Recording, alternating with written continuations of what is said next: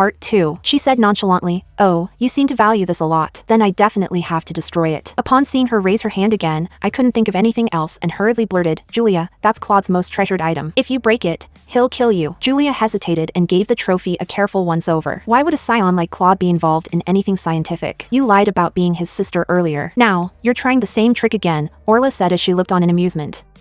Julia frowned and bellowed, "You almost fooled me again. I'm begging you. I'll do anything if you don't smash it," I pleaded. At that moment, I thought of countless ways to stop this madwoman. Sadly, none of them seemed to work. Julia weighed the trophy in her hand as a smug smile formed on her lips. "You'd do anything? All right, then get on your knees and bark like a dog." Chapter 4. Julia, I'm telling you for the last time. I'm Claude's sister, and what you're holding is our parents' keepsake, I said in a trembling voice. My eyes were reddened with fury as flashbacks of my weak and sick mother holding the trophy lovingly filled my mind. "So, will you get down or not?" Julia looked at me arrogantly. I swallowed hard, suppressing the rage and heartbreak inside. Slowly, I got down on all fours for my mother's sake. Orla immediately turned her phone toward me. "Look, everyone, the mistress is on her knees. If you want to hear her bark like a dog, hit that follow and like button. Woof. Woof." I endured the humiliation, desperate to protect my mother's keepsake. The people around me burst out laughing. A crisp shattering sound suddenly rang out, causing my whole being to jolt like I'd been struck by lightning. "Oops, I'm sorry. My hand slipped," Julia said scornfully. The ground was littered with shards of glass, and among them, I could still make out the words "first prize." Julia looked at me with disdain. Her expression was smug, as if daring me to do something about it. At that very moment, I felt a burning rage deep within me. I lunged at Julia and grabbed her hair, clawing at her face with everything I had.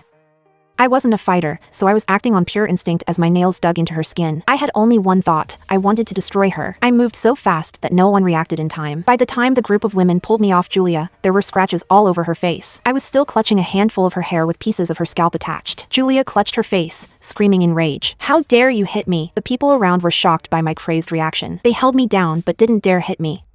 "Strip her and make her parade the streets naked. I want everyone to see her shameless and vile body. Record it. Post it on her college's website so her teachers and classmates can see her for who she is." Julia yelled furiously. She started tearing at my clothes, and I struggled desperately as 3 or 4 strong women pinned me down. I was only wearing a dress that day. So, Julia yanked it off in no time. As she reached for my underwear, I seized the chance to bite down on her hand. They desperately pried my mouth open and slapped me until my head spun. When I could no longer take it, I finally let go. My mouth tasted of blood, and it dripped down the corner of my lips. I glared at them, my eyes filled with hatred. None of them would get away with this as long as I was alive. "You psycho," Julia spat, looking at the deep bite mark on her hand. "You can't strip her any further. It's against streaming regulations, and the live stream will be stopped," one of the women reminded Julia. Julia felt conflicted as she eyed my sports bra and inner pants. "Fine, let's drag her out for the whole neighborhood to see." They shoved me out the door. Soon, we reached the entrance of the residential area. A crowd had gathered there, and the security guards struggled to maintain order. "Everyone, here's the mistress. Come and take a look." As I was paraded to the public, barely clothed, my hatred reached its peak. The head security guard recognized me and ran over in a hurry, but someone else got there first. The moment Julia saw Claude, her expression changed. She spoke with a voice that sounded pitiful and carried a hint of a sob.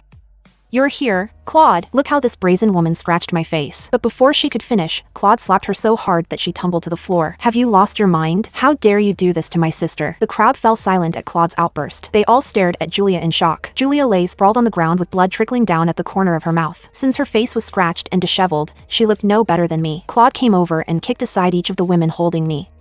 He took off his jacket and wrapped it around me, holding me protectively in his arms. Download good novel and search 36289 to read more.